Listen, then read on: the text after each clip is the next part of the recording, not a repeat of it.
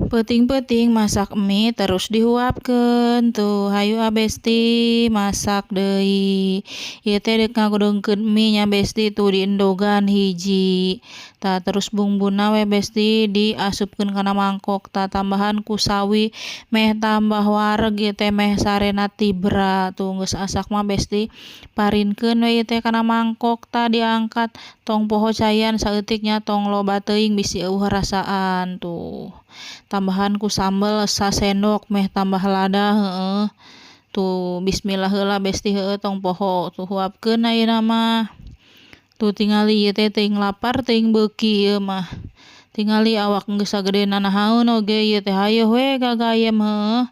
Tapi bae besti ketang nu penting mah sehat heueuh da lamun gering mah moal bisa ngadahar nu kieu teh.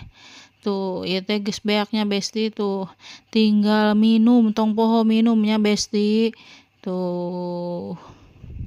Hayu besti nuhun tos nongton videona.